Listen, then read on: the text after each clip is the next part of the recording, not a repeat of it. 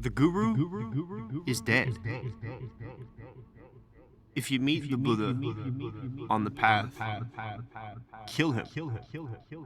Which is to say, it's time for each individual to stand in their own power, to worship something external to you, to cling on to some type of deity, be it the Christian God, be it Allah, be it Buddha, be it some type of pagan deity, for your liberation, isn't going to get you too far, bro.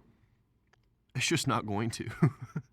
And, I speak from experience. I think most seekers come to a point where they have to contend with this, because really all the answers that you desire, all of the liberation you want is within you, is within your body, within your aura. And when we sit and actually get to know this thing, that's when the results start happening. That's when the information, the most pertinent information, starts to actually come through, because we are all divine. And I think people can intellectualize that, but to really experience that samadhi, that oneness, is a different type of thing.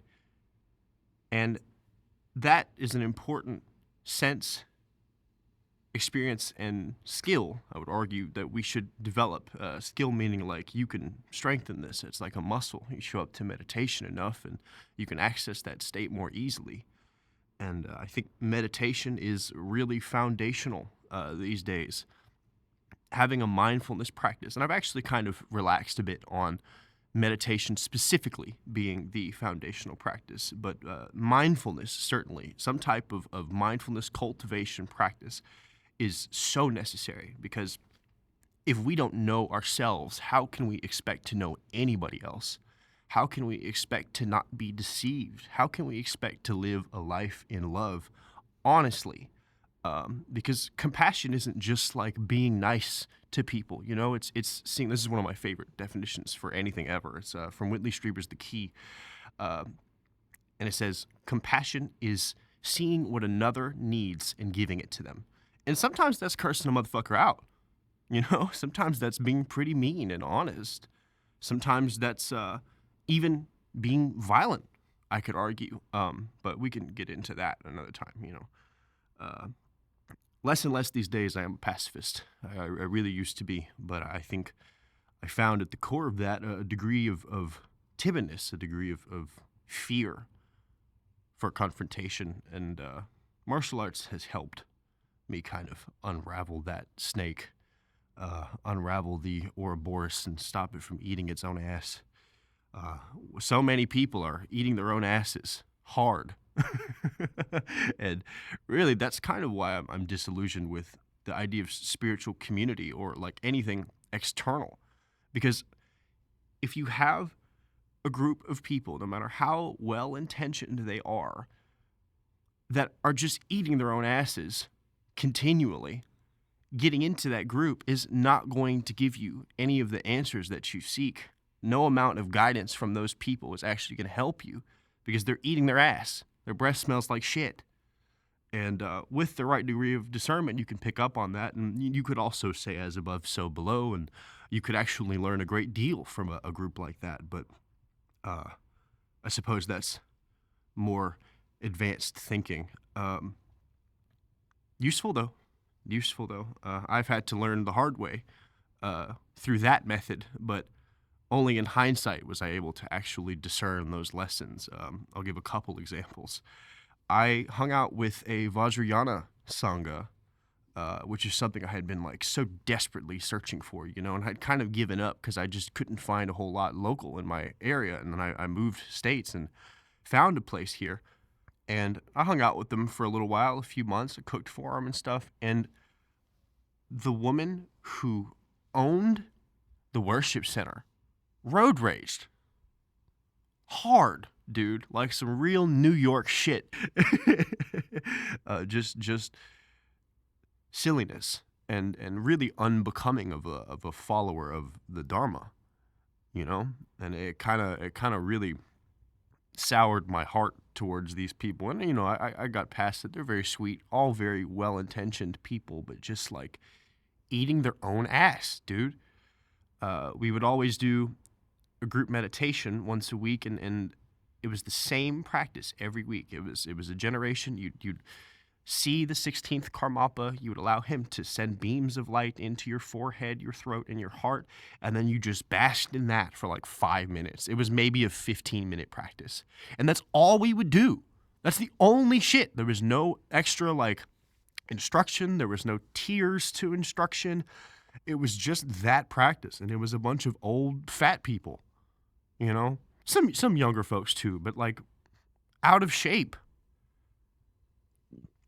So like stuck in their woes, you know, and man, it was quite the experience. And that was on the coattails of me staying at a monastery for a couple weeks. And dude, there were obese monks. There was fat nuns. They would serve us 3 meals a day, like piping hot, big, fatty, beautiful meals, vegetarian meals, but like so much food, like an incredible amount of food. And I guess you could say that is they're showing hospitality or whatever, but I just couldn't help but think, like, what would the Buddha think of how this is being run, of these fat nuns teaching us about mindfulness when they haven't been mindful about their bodies in years? Man, this world is crazy. This world is crazy fucked up. We are a sick society, and I think that's why so many people are withdrawing from it. I think that's why so many people who are seeking some type of higher truth or development are checking out, because we are sick, man. As a unit, humanity is sick and controlled.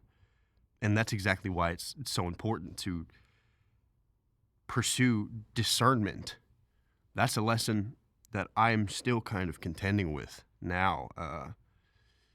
Being discerning of people, being discerning of groups before you really involve yourself into them for any type of purpose. It can be like a fucking sports league. You know, there might be some guy there that'll jack your car or anything else. People are not what they seem on the surface. It was a hard one for me to learn. Very, very hard one for me to learn. Because I want to just give my trust and love, you know. The little child in me is really searching for home. And he's had to learn, like, this is the home within this body, within this flesh automaton that I pilot around, is where everything I need is. The airways are polluted. Clean your room, sweep your temple. Build a relationship with that space so you can come to it whenever you need it. We got to be our own rocks.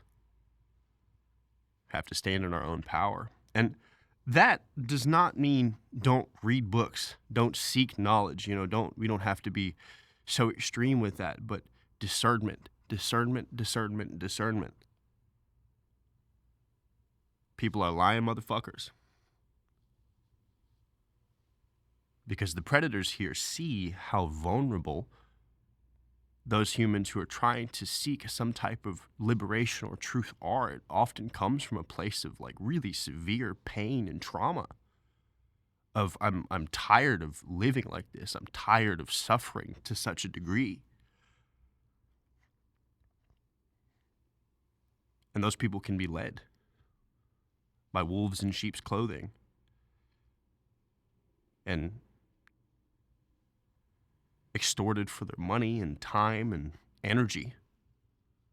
Energy siphoning is a real thing, y'all.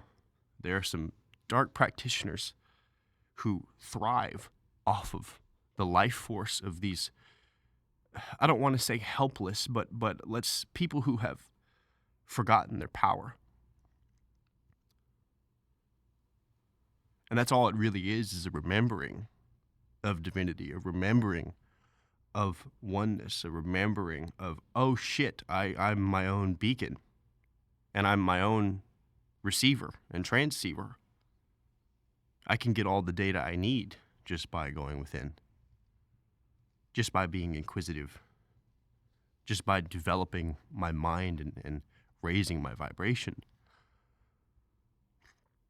And I don't like how vague some of those concepts are, but perhaps I'll break them down in another video. Develop discernment. Be your own beacon. Stand in your power. Godspeed, my friend.